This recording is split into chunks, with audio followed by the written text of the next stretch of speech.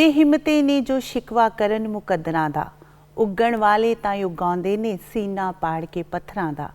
ਮੰਜ਼ਲ ਦੇ ਮੱਥੇ ਤੇ ਤਖਤੀ ਲੱਗਦੀ ਉਹਨਾਂ ਦੀ, ਜੋ ਘਰੋਂ ਬਣਾ ਕੇ ਤੁਰਦੇ ਨੇ ਨਕਸ਼ਾ ਆਪਣੇ ਸਫ਼ਰਾਂ ਦਾ। रूबरू प्रोग्राम वेख रहे सारे दर्शकों का बहुत बहुत स्वागत। मैं हाँ सुखबीर कौर।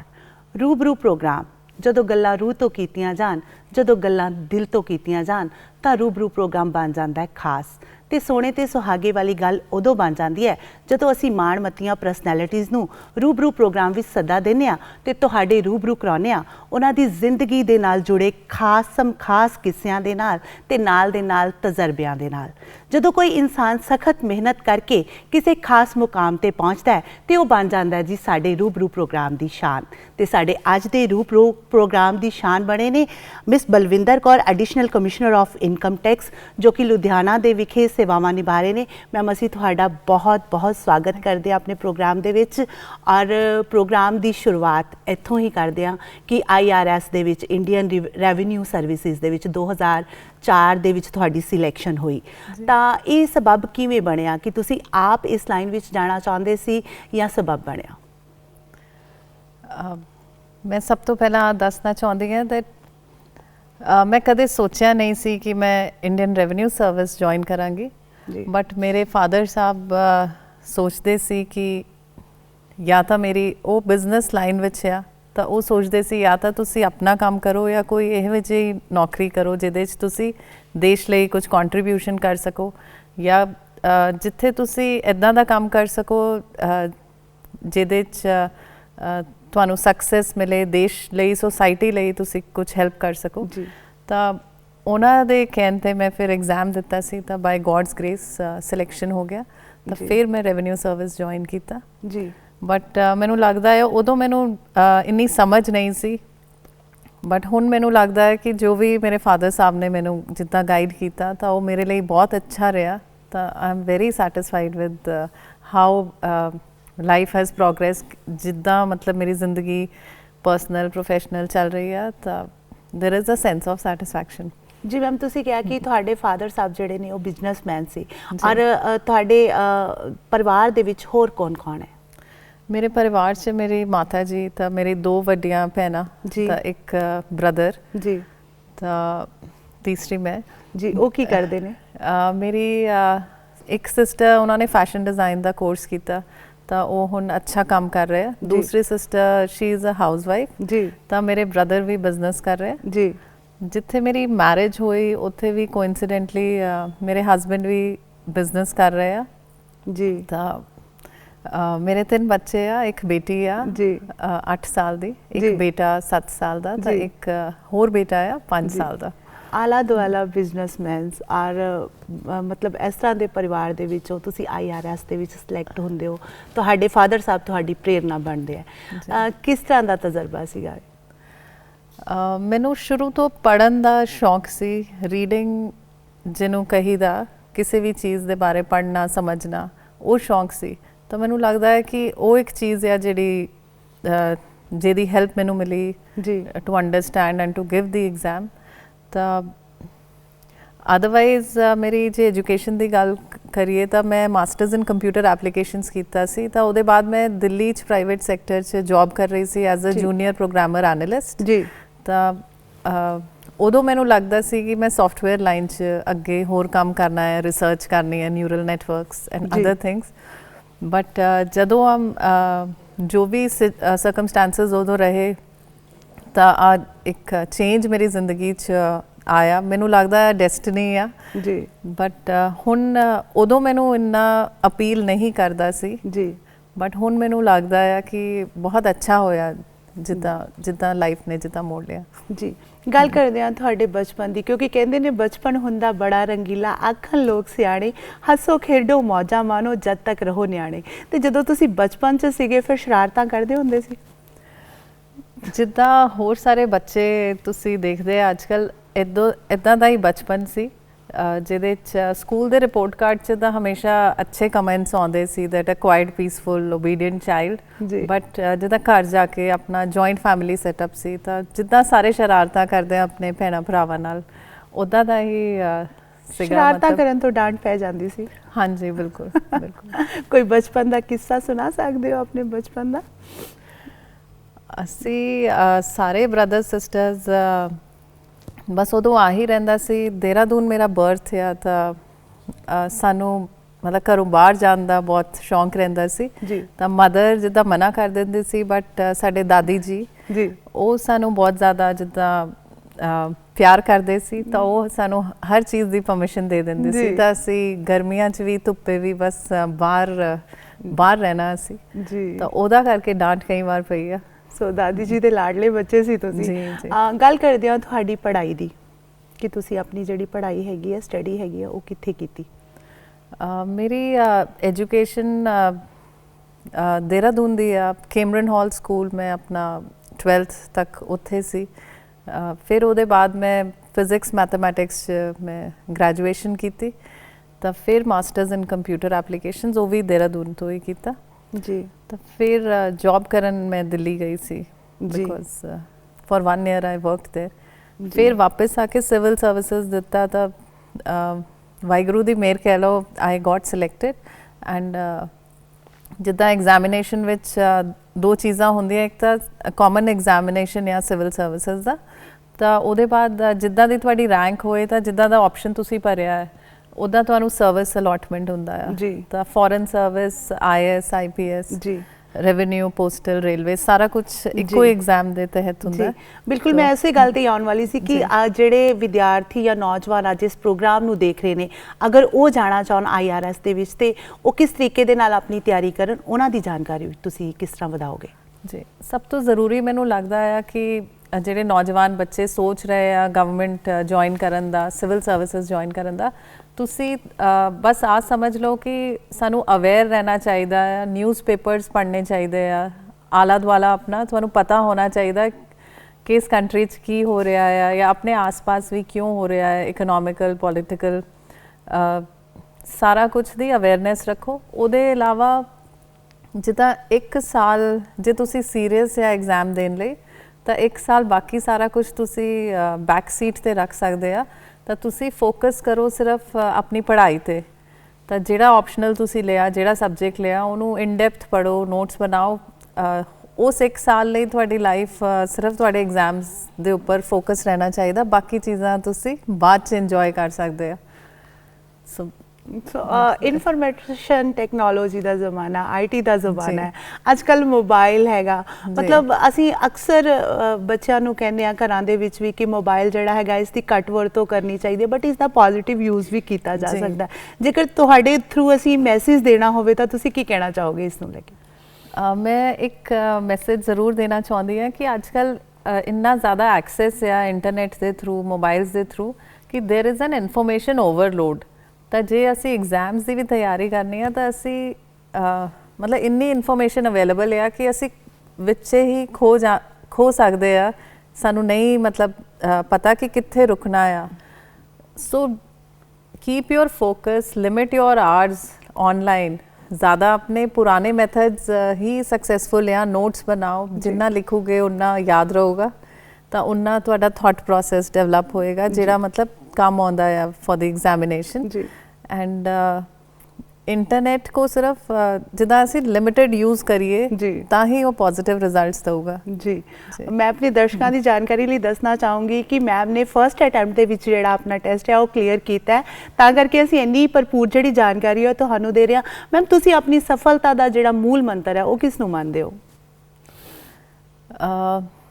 ਮੈਂ ਆ ਦੱਸ ਸਕਦੇ ਆ, ਜਿਹੜੇ ਲੋਕ ਦੇਖ ਰਹੇ ਆ, ਜਿਹੜੇ ਬੱਚੇ ਐਗਜ਼ਾਮ ਦੇਣਾ ਚਾਹੁੰਦੇ ਆ, ਕਿ ਤੁਸੀਂ ਬਸ ਆਪਣਾ ਫੋਕਸ ਰੱਖੋ, ਆਪਣੇ ਪੇਰੈਂਟਸ ਦਾ, ਫੈਮਿਲੀ ਦਾ ਸਪੋਰਟ ਹਮੇਸ਼ਾ ਰਹਿੰਦਾ ਆ, ਉਹਦਾ ਬੈਨੀਫਿਟ ਲਓ, ਉਹਨਾਂ ਦੇ ਆਸ਼ੀਰਵਾਦ ਦਾ ਕਹਿ ਸਕਦੇ ਆ। ਤਾਂ ਤੁਸੀਂ ਬਸ ਫੋਕਸ ਰੱਖ ਕੇ ਆਪਣਾ ਟਾਈਮ ਮੈਨੇਜਮੈਂਟ ਕਰੋ। It is all about time management. ਜਿੱਦਾਂ ਕਿਹੜੀ ਵੀ ਸਰਵਿਸ ਤੁਸੀਂ ਦੇਖ ਲਓ ਜੁਆਇਨ ਕਰਦੇ ਆ ਅਸੀਂ, ਤਾਂ ਐਗਜ਼ਾਮੀਨੇਸ਼ਨ ਤਾਂ ਹੀ ਇੱਦਾਂ ਮੁਸ਼ਕਿਲ ਮੰਨਿਆ ਜਾਂਦਾ ਹੈ, because there is so much to do in a limited time. ਤਾਂ ਜੇ ਤੁਸੀਂ ਪੜ੍ਹਨ ਵੇਲੇ ਵੀ ਆਪਣਾ ਟਾਈਮ ਮੈਨੇਜ ਕਰ ਸਕੇ ਤਾਂ ਤੁਸੀਂ ਅੱਗੇ ਜਿਹੜੀ ਵੀ ਸਰਵਿਸ ਜੁਆਇਨ ਕਰੋਗੇ ਤਾਂ ਉੱਥੇ ਤੁਸੀਂ ਮੈਨੇਜ ਕਰ ਲਓਗੇ ਤਾਂ ਅੱਛੇ ਸਕਸੈਸਫੁਲ ਆਫੀਸਰ ਬਣ ਸਕਦੇ ਆ। ਜੀ ਮੈਮ, ਅਗਰ ਮੈਂ ਤੁਹਾਡੇ ਟਾਈਮ ਮੈਨੇਜਮੈਂਟ ਦੀ ਗੱਲ ਕਰਾਂ, ਕਿਉਂਕਿ ਮੈਂ ਵੀ ਟਿਪਸ ਲੈਣਾ ਚਾਹੁੰਦੀ ਹਾਂ ਅੱਜ ਇਸ ਪ੍ਰੋਗਰਾਮ ਦੇ ਥਰੂ, ਤੁਸੀਂ ਕਿਸ ਤਰ੍ਹਾਂ ਆਪਣਾ ਟਾਈਮ ਮੈਨੇਜ ਕਰਦੇ ਸੀਗੇ ਜਦੋਂ ਤਿਆਰੀ ਕਰਦੇ ਸੀ?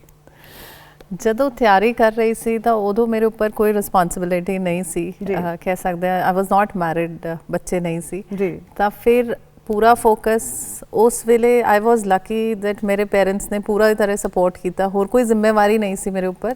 ਤਾਂ ਬਸ ਉੱਠਣਾ, ਥੋੜੀ ਐਕਸਰਸਾਈਜ਼, ਖਾਣਾ ਪੀਣਾ ਦਾ, ਬਸ ਪੜ੍ਹਾਈ, ਹੋਰ ਕੁਝ ਵੀ ਨਹੀਂ ਸੀ 1 ਸਾਲ ਲਈ। ਤਾਂ ਉਹੀ ਮੈਂ ਮੈਸੇਜ ਬੱਚਿਆਂ ਨੂੰ ਦੇ ਸਕਦੀ ਹਾਂ ਕਿ ਜੇ ਤੁਸੀਂ ਸੀਰੀਅਸ ਹੈ ਐਗਜ਼ਾਮ ਲਈ ਤਾਂ ਥੋੜਾ ਟਾਈਮ ਬਾਕੀ ਚੀਜ਼ਾਂ ਬੈਕ ਸੀਟ ਤੇ ਰੱਖ ਕੇ ਬਸ ਫੋਕਸ ਕਰੋ, then God will be with you and you will win. 2004 ਦੇ ਵਿੱਚ ਤੁਹਾਡਾ ਐਗਜ਼ਾਮ ਕਲੀਅਰ ਹੁੰਦਾ, ਫਿਰ ਤੁਸੀਂ ਜੁਆਇਨ ਕਰਦੇ ਹੋ ਆਪਣੀ ਸਰਵਿਸ। ਕਿੱਥੇ ਕਿੱਥੇ ਪੋਸਟਿੰਗ ਰਹੀ ਹੈ ਤੁਹਾਡੀ? ਇਸ ਸਫ਼ਰ ਬਾਰੇ ਜਾਣਨਾ ਚਾਹਾਂਗੇ ਜੀ। ਜਿੱਦਾਂ ਸਿਲੈਕਸ਼ਨ ਦੇ ਬਾਅਦ ਸਾਡੀ 4 ਮਹੀਨੇ ਲਈ ਮਸੂਰੀ ਅਕੈਡਮੀ 'ਚ ਟ੍ਰੇਨਿੰਗ ਹੁੰਦੀ ਹੈ, ਜਿਹਦੇ ਵਿੱਚ ਸਾਰੇ ਸਰਵਿਸਿਜ਼ ਦੇ ਆਫਿਸਰਸ ਰਹਿੰਦੇ, ਆਫਿਸਰ ਟ੍ਰੇਨੀਜ਼ ਉਦੋਂ ਕਿਹਾ ਜਾਂਦਾ ਹੈ। ਉਹ ਪ੍ਰੋਬੇਸ਼ਨ ਪੀਰੀਅਡ ਹੁੰਦਾ ਹੈ। ਉਹਦੇ ਬਾਅਦ ਸਾਡੀ ਡਾਇਰੈਕਟ ਟੈਕਸਿਸ ਦੀ ਅਕੈਡਮੀ ਨਾਗਪੁਰ ਆ, national academy of direct Texas. ਉੱਥੇ ਅਰਾਊਂਡ 16 ਮੰਥਸ ਤੁਹਾਨੂੰ ਕਾਫੀ ਸਟਰੋਂਗ ਟ੍ਰੇਨਿੰਗ ਦਿੱਤੀ ਜਾਂਦੀ ਹੈ ਅਕਾਊਂਟਸ ਬਾਰੇ, ਤਾਂ ਜੋ ਵੀ ਤੁਹਾਡਾ ਪਰਟੀਕੂਲਰ ਫੀਲਡ ਆ। ਉਹਦੇ ਬਾਅਦ ਮੇਰੀ ਪਹਿਲੀ ਪੋਸਟਿੰਗ ਮੇਰੇ ਹੋਮ ਟਾਊਨ ਦੇਹਰਾਦੂਨ ਰਹੀ 3 ਸਾਲ ਜੀ। ਤਾਂ ਉਹ ਬਹੁਤ ਅੱਛਾ ਟਾਈਮ ਸੀ ਸਿੱਖਣ ਲਈ। ਉਹਦੇ ਬਾਅਦ ਮੈਂ ਨੋਇਡਾ ਇਨਵੈਸਟੀਗੇਸ਼ਨ ਵਿੰਗ ਜੁਆਇਨ ਕੀਤਾ, ਤਾਂ ਜਿਹਦੇ ਵਿੱਚ ਸਰਚਿਸ ਅਸੀਂ ਕਰੀਦੇ ਹਾਂ 2 ਸਾਲ। ਫਿਰ ਉੱਥੋਂ 2011 'ਚ ਆਈ ਗੋਟ ਮੈਰਿਡ, ਤਾਂ ਫਿਰ ਜਲੰਧਰ ਸ਼ਿਫਟ ਹੋਈ, ਤਾਂ 2 ਸਾਲ ਜਲੰਧਰ ਕੰਮ ਕੀਤਾ ਸੀ। ਐਂਡ ਉਹਦੇ ਬਾਅਦ ਪ੍ਰਮੋਸ਼ਨ ਹੋ ਗਿਆ ਜੁਆਇੰਟ ਕਮਿਸ਼ਨਰ, ਤਾਂ ਫਿਰ ਦਿੱਲੀ ਚਲੇ ਗਏ ਸੀ ਵਿਜੀਲੈਂਸ 2 ਸਾਲ ਲਈ। ਤਾਂ ਉਹਦੇ ਬਾਅਦ ਵਾਪਸ ਜਲੰਧਰ, ਤਾਂ ਹੁਣ ਲੁਧਿਆਣਾ। ਠੀਕ ਹੈ ਮੈਮ, ਬਹੁਤ ਹੀ ਚੁਣੌਤੀਪੂਰਨ ਜਿਹੜੇ ਅਹੁਦੇ 'ਤੇ ਤੁਸੀਂ ਵਿਰਾਜਮਾਨ ਹੋ ਇਸ ਸਮੇਂ। ਵੈਸੇ ਵੀ ਕਹਿੰਦੇ ਨਾ ਇਨਕਮ ਟੈਕਸ ਮਹਿਕਮਾ ਬੜਾ ਖਤਰਨਾਕ ਮਹਿਕਮਾ ਹੁੰਦਾ। ਸੋ ਇਸ ਦੌਰਾਨ ਵਿਚਰਦਿਆਂ ਕਦੇ ਕੋਈ ਸਮੱਸਿਆ ਆਈ ਹੋਵੇ ਜਾਂ ਕੋਈ ਇਸ ਤਰ੍ਹਾਂ ਦੇ ਚੈਲੰਜਸ ਆਏ ਹੋਣ ਜੋ ਤੁਸੀਂ ਸਾਡੇ ਦਰਸ਼ਕਾਂ ਦੇ ਨਾਲ ਸ਼ੇਅਰ ਕਰਨਾ ਚਾਹੋ? ਚੈਲੰਜਸ ਮੈਨੂੰ ਲੱਗਦਾ ਹਰ ਸਰਵਿਸ ਜਾਂ ਹਰ ਜੌਬ 'ਚ ਰਹਿੰਦੇ ਆ ਜੀ। ਕੁਝ ਪੋਜ਼ਿਟਿਵ, ਕੁਝ ਨੈਗੇਟਿਵ ਰਹਿੰਦਾ ਹੈ ਹਰ ਸਰਵਿਸ, ਹਰ ਪ੍ਰੋਫੈਸ਼ਨ ਦੇ ਨਾਲ। ਬਟ ਤੁਹਾਡੇ ਥਰੂ ਮੈਂ ਅੱਜ ਆ ਮੈਸੇਜ ਸਾਰਿਆਂ ਨੂੰ ਦੇਣਾ ਚਾਹੁੰਦੀ ਹਾਂ ਕਿ ਜਿੱਦਾਂ ਡਾਇਰੈਕਟ ਟੈਕਸਿਸ ਇੱਕ ਇੱਦਾਂ ਦੀ ਚੀਜ਼ ਹੈ, ਮਤਲਬ ਡਰਨ ਵਾਲੀ ਕੋਈ ਚੀਜ਼ ਨਹੀਂ ਆ।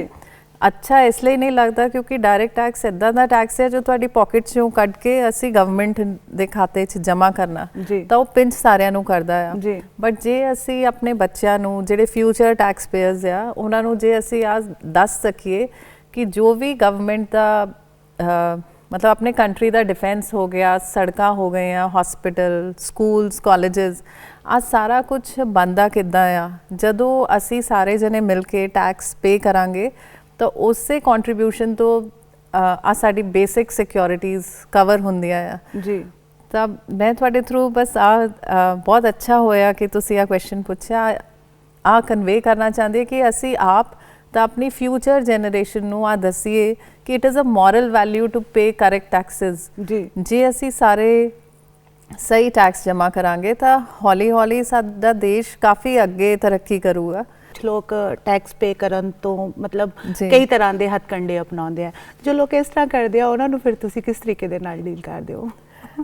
ਹੁਣ ਗਵਰਨਮੈਂਟ ਦੇ ਕੋਲ ਇਨਫੋਰਮੇਸ਼ਨ ਟੈਕਨੋਲੋਜੀ ਜਿੱਦਾਂ ਤੁਸੀਂ ਗੱਲ ਕੀਤੀ, ਹੁਣ ਗਵਰਨਮੈਂਟ ਦੇ ਕੋਲ ਇੰਨਾ ਜ਼ਿਆਦਾ ਡੇਟਾ ਆ ਜਿਹਨੂੰ ਤੁਸੀਂ ਇੱਕ ਸਾਡਾ ਇਨਸਾਈਟ ਪ੍ਰੋਜੈਕਟ ਆ ਜਿਹਦੇ ਵਿੱਚ ਤੁਸੀਂ ਆਨਲਾਈਨ ਕੁਝ ਵੀ ਮਤਲਬ ਚਾਹੇ ਸ਼ਾਪਿੰਗ ਕੀਤੀ, ਬੈਂਕ ਅਕਾਊਂਟਸ ਜਾਂ ਕੋਈ ਟਰੈਵਲ ਕੀਤਾ, ਕੋਈ ਵੀ ਚੀਜ਼ ਹੈ ਉਹਦੀ ਇਨਫੋਰਮੇਸ਼ਨ ਸਾਰੀ ਗਵਰਨਮੈਂਟ ਕੋਲ ਹੈ। ਬਿਲਕੁਲ। ਤਾਂ ਫਿਰ ਆ ਬਹੁਤ ਜ਼ਰੂਰੀ ਆ ਕਿ ਅਸੀਂ ਆਪਣਾ ਸਹੀ ਟੈਕਸ ਭਰੀਏ। ਹੁਣ ਲਾਸਟ ਈਅਰ ਤੋਂ ਹੁਣ ਤੁਸੀਂ ਦੇਖੋਗੇ ਸਾਰਾ ਕੁਝ ਆਨਲਾਈਨ ਸ਼ਿਫਟ ਹੋ ਗਿਆ, ਤਾਂ ਹੁਣ ਨੈਕਸਟ ਈਅਰ ਤੁਹਾਨੂੰ ਪ੍ਰੀ ਫਿਲਡ ਫਾਰਮ ਮਿਲੂਗਾ ਜਿਹੜਾ ਅਸੀਂ ਡਿਵੈਲਪਡ ਕੰਟਰੀਜ਼ 'ਚ ਸੁਣਦੇ ਸੀ। ਜੇ ਮੈਂ ਬੈਂਕ 'ਚ ਇਨਵੈਸਟਮੈਂਟ ਆ, ਮੇਰੇ ਮਿਊਚੁਅਲ ਫੰਡਸ ਆ, ਕੁਝ ਵੀ ਆ, ਤਾਂ ਮੇਰਾ ਜਿਹੜਾ ਵੀ ਉਹਦੇ ਤੇ ਇੰਟਰਸਟ ਬਣਿਆ ਹੋਏਗਾ, ਮੇਰਾ ਜੇ ਮੈਂ ਆਨਲਾਈਨ ਖੋਲਦੀ ਆ ਵੈਬਸਾਈਟ ਰਿਟਰਨ ਭਰਨ ਲਈ, ਤਾਂ ਉਹਦੇ 'ਚ ਪ੍ਰੀ ਫਿਲਡ ਮੇਰਾ ਆਊਗਾ ਕਿ ਇੰਨਾ ਇੰਟਰਸਟ ਜੋ ਮੇਰੀ ਇਨਕਮ ਮੈਨੂੰ ਡਿਸਕਲੋਜ਼ ਕਰਨੀ ਚਾਹੀਦੀ ਸੀ। ਬਿਲਕੁਲ। ਤਾਂ government is having a lot of information, ਤਾਂ ਉਹਦੇ ਨਾਲ ਨਾਲ ਗਵਰਨਮੈਂਟ ਹੁਣ ਹੈਲਪ ਵੀ ਕਰ ਰਹੀ ਆ ਕਿ ਤੁਸੀਂ ਈਜ਼ੀਲੀ ਆਪਣਾ ਸਹੀ ਤਰੀਕੇ ਨਾਲ ਸਹੀ ਰਿਟਰਨ ਭਰ ਸਕੋ। ਬਿਲਕੁਲ ਇਨਫੋਰਮੇਸ਼ਨ ਟੈਕਨੋਲੋਜੀ ਦਾ ਜ਼ਮਾਨਾ, ਜਿਸ ਤਰ੍ਹਾਂ ਅਸੀਂ ਪਹਿਲਾਂ ਵੀ ਗੱਲ ਕੀਤੀ, ਅੱਜ ਕੱਲ ਤੁਹਾਡੇ ਆਧਾਰ ਕਾਰਡ ਦੇ ਨਾਲ ਤੁਹਾਡੇ ਸਾਰੇ ਬੈਂਕ ਅਕਾਊਂਟ, ਸਾਰੀ ਡਿਟੇਲ ਜਿਹੜੀ ਹੈਗੀ ਉਹ ਲਿੰਕਡ ਹੈਗੀ ਹੈ। ਕੀ ਮੈਸੇਜ ਦੇਣਾ ਚਾਹੁੰਦੇ ਹੋ ਇੱਕ ਵਾਰ ਫਿਰ ਤੋਂ ਸਾਡੇ ਦਰਸ਼ਕਾਂ ਨੂੰ? ਇਨਕਮ ਟੈਕਸ ਦੇ ਡੇਜ਼ ਚੱਲ ਰਹੇ, ਕਿਉਂਕਿ ਸਾਰੇ ਰਿਟਰਨਸ ਫਿਲ ਕਰ ਰਹੇ ਆ ਔਰ ਤੁਸੀਂ ਅੱਜ ਸਾਡੇ ਪ੍ਰੋਗਰਾਮ ਦੀ ਸ਼ਾਨ ਬਣੇ ਹੋ, ਤਾਂ ਸਾਡੇ ਪ੍ਰੋਗਰਾਮ ਦੇ ਥਰੂ ਕੀ ਕਹਿਣਾ ਚਾਹੋਗੇ? ਮੈਂ ਬਸ ਇਹੀ ਕਹਿਣਾ ਚਾਹੁੰਦੀ ਹਾਂ ਕਿ ਬਿਲਕੁਲ ਟਰੂ ਐਂਡ ਕਰੈਕਟ ਜੇ ਰਿਟਰਨ ਅਸੀਂ ਭਰੀਏ ਤਾਂ ਸਾਨੂੰ ਪੀਸ ਆਫ ਮਾਈਂਡ ਰਹਿੰਦਾ ਹੈ, ਫਿਰ ਸਾਨੂੰ ਟੈਨਸ਼ਨ ਨਹੀਂ ਰਹਿੰਦੀ ਜੀ। ਜੇ ਗਲਤੀ ਹੋ ਜਾਏ ਤਾਂ ਵੀ ਜ਼ਰੂਰ ਹੈ ਕਿ income tax is a little complicated. ਜੇ ਕਿਸੇ ਨੂੰ ਨਹੀਂ ਸਮਝਦਾ, ਆਪਣੇ ਹਰ ਸ਼ਹਿਰ ਵਿੱਚ ਆਇਕਰ ਸੇਵਾ ਕੇਂਦਰ ਆ ਜਿਹਦੇ ਵਿੱਚ ਆਫਿਸਰਸ ਬੈਠੇ ਆ, ਜੇ ਕਿਸੇ ਨੂੰ ਕੋਈ ਡਾਊਟ ਆ ਰਿਟਰਨ ਭਰਨ ਤੋਂ ਪਹਿਲਾਂ, ਜੇ ਉਹਨਾਂ ਨੂੰ ਕੋਈ ਸਵਾਲ ਆ ਉਹਨਾਂ ਦੇ, ਤਾਂ ਉੱਥੇ ਜਾ ਕੇ ਉਹ ਕਲੈਰੀਫਾਈ ਕਰ ਸਕਦੇ ਆ। ਤਾਂ ਆਹੀ ਮੈਸੇਜ ਹੈ ਕਿ ਟਰੂ ਐਂਡ ਕਰੈਕਟ ਰਿਟਰਨ ਭਰੋ, then you will have peace of mind after that. ਜੀ ਮੈਮ, ਬਹੁਤ ਹੀ ਚੁਣੌਤੀਪੂਰਨ ਅਹੁਦਾ ਹੈ ਤੁਹਾਡਾ, ਔਰ ਇੱਕ ਔਰਤ ਹੋਣ ਦੇ ਨਾਤੇ ਇਹ ਜ਼ਿੰਮੇਵਾਰੀ ਹੋਰ ਵੀ ਜ਼ਿਆਦਾ ਵੱਧ ਜਾਂਦੀ ਹੈ।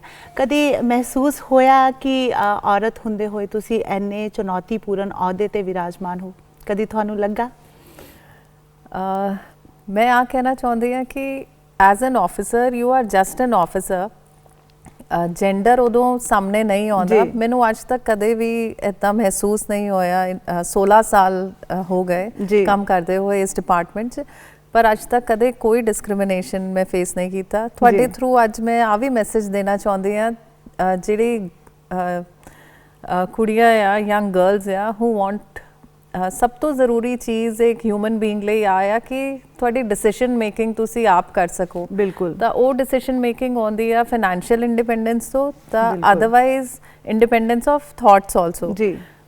ਤਾਂ ਜੇ ਤੁਸੀਂ ਇਹੋ ਜਿਹੇ ਜਾਂ ਇੱਦਾਂ ਦੇ ਸਰਵਿਸ ਜਾਂ ਕੋਈ ਪ੍ਰੋਫੈਸ਼ਨ ਚੁਣਦੇ ਆ, ਤਾਂ ਤੁਹਾਡਾ ਕੌਨਫੀਡੈਂਸ ਵੱਧਦਾ ਆ, ਤੁਹਾਨੂੰ ਫਾਈਨੈਂਸ਼ੀਅਲ ਇੰਡੀਪੈਂਡੈਂਸ ਮਿਲਦਾ ਆ, ਤਾਂ ਉਹਦੇ ਬਾਅਦ ਮਤਲਬ ਸੋਸਾਇਟੀ 'ਚ ਤੁਹਾਨੂੰ ਡਰਨ ਦੀ ਲੋੜ ਨਹੀਂ ਹੈ। ਬਿਲਕੁਲ ਮੈਮ। ਜਿੰਨੀਆਂ ਕੁੜੀਆਂ ਸਾਹਮਣੇ ਆਉਗੀਆਂ ਵੇਰੀਅਸ ਸਰਵਿਸਿਜ਼ ਜੁਆਇਨ ਕਰਨ ਲਈ, ਸਾਡੀ ਸੋਸਾਇਟੀ ਦਾ ਸਟਰਕਚਰ ਉਨਾ ਹੀ ਅੱਛਾ ਹੋਏਗਾ। ਬਿਲਕੁਲ ਮੈਮ, ਮੈਂ ਤੁਹਾਡੀ ਗੱਲ ਦੇ ਨਾਲ ਬਿਲਕੁਲ ਸਹਿਮਤ ਹਾਂ ਕਿ ਜਦੋਂ ਅਸੀਂ ਅਗਾਂਹ ਵਧਦੇ ਹਾਂ ਤਾਂ ਜੈਂਡਰ ਵਿੱਚ ਨਹੀਂ ਆਉਂਦਾ। ਮਤਲਬ ਅਗਾਂਹ ਵਧਣ ਦੇ ਲਈ ਸਾਨੂੰ ਕੋਈ ਜੈਂਡਰ ਜਿਹੜਾ ਉਹ ਰੋਕ ਨਹੀਂ ਸਕਦਾ।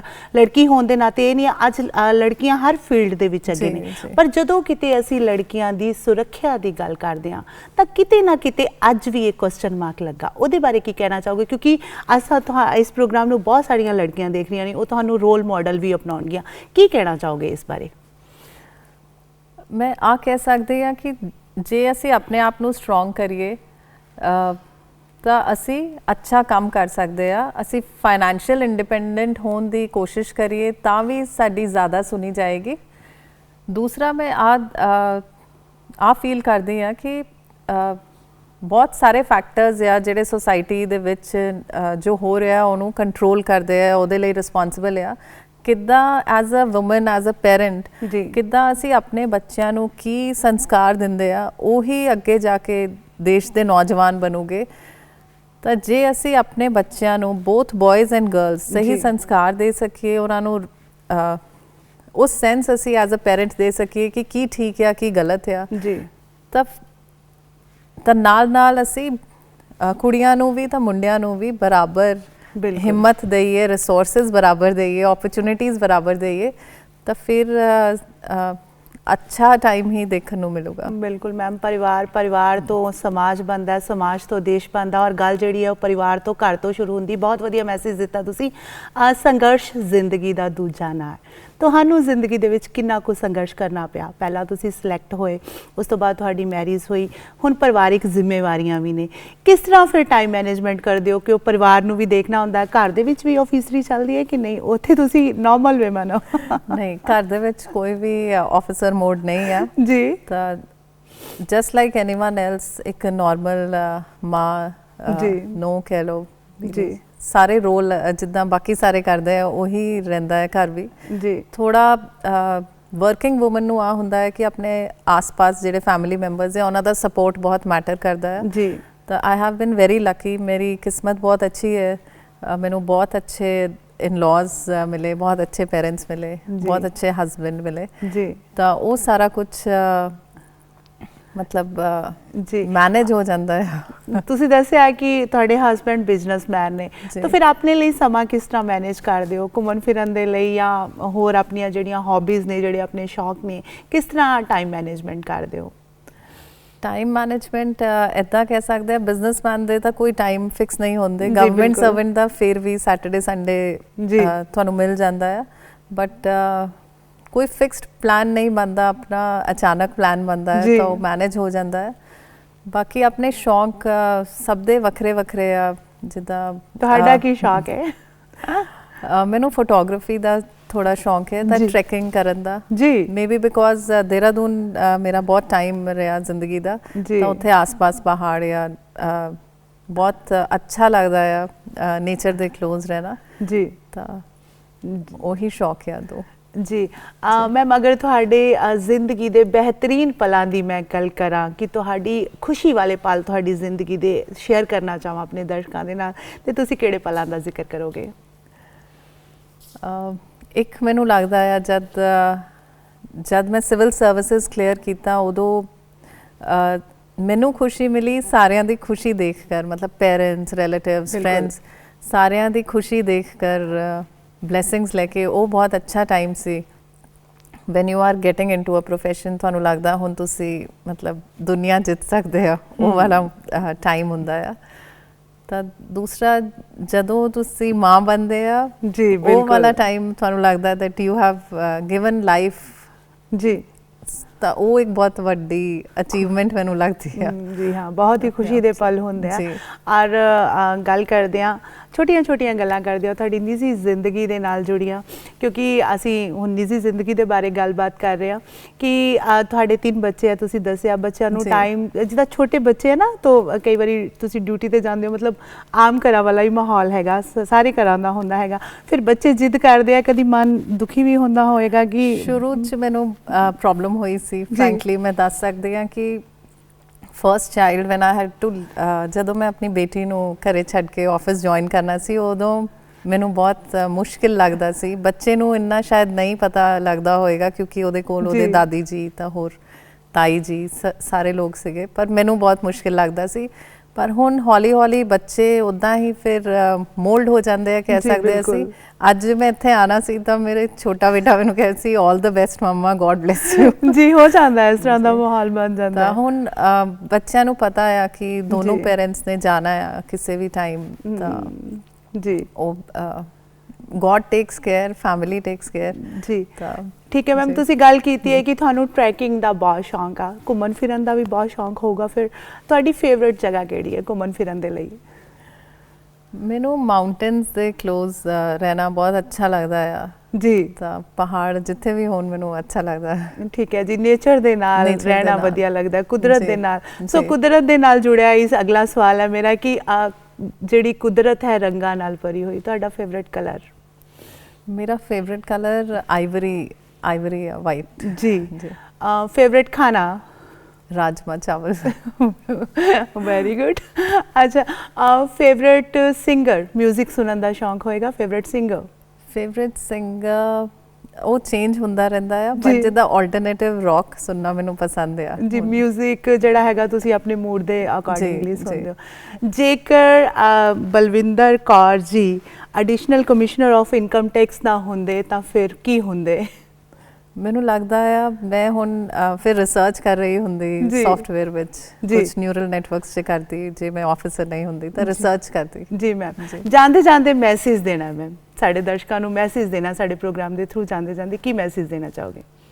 ਮੈਂ ਸਾਰਿਆਂ ਨੂੰ ਬਸ ਆਹੀ ਕਹਿਣਾ ਚਾਹੁੰਦੀ ਹਾਂ ਦੈਟ ਕੁੜੀਆਂ ਅੱਗੇ ਆਉਣ, ਐਗਜ਼ਾਮ ਸਿਵਲ ਸਰਵਿਸਿਜ਼ ਦੇਣ, ਚਾਹੇ ਕੋਈ ਹੋਰ ਪ੍ਰੋਫੈਸ਼ਨ ਚੁਣਨ, ਬਟ ਸੋਸਾਇਟੀ ਵਿੱਚ ਕੁੜੀਆਂ ਦਾ ਕੰਟਰੀਬਿਊਸ਼ਨ ਹੋਰ ਰੈਕਗਨਾਈਜ਼ ਹੋਣਾ ਚਾਹੀਦਾ ਆ, ਤਾਂ ਉਹਨਾਂ ਨੂੰ ਅੱਗੇ ਆਉਣਾ ਚਾਹੀਦਾ ਆ, ਤਾਂ ਫਿਰ ਸਾਡੇ ਕੰਟਰੀ ਦਾ, ਸਾਡੀ ਸੋਸਾਇਟੀ ਦਾ ਓਵਰਆਲ ਕਹਿ ਸਕਦੇ ਆ ਕਿ ਮਤਲਬ ਬਹੁਤ ਪ੍ਰੋਗਰੈਸ਼ਨ ਹੋ ਜਾਏਗਾ ਜੀ। ਮੈਮ, ਤੁਸੀਂ ਸਾਡੇ ਸਟੂਡੀਓ ਦੇ ਵਿੱਚ ਆਏ, ਤੁਸੀਂ ਇੰਨੇ ਵਧੀਆ ਵਿਚਾਰ ਸਾਡੇ ਨਾਲ ਸਾਂਝੇ ਕੀਤੇ, ਤੁਹਾਡਾ ਬਹੁਤ ਬਹੁਤ ਸ਼ੁਕਰੀਆ। Thank you. ਸ਼ੁਕਰੀਆ।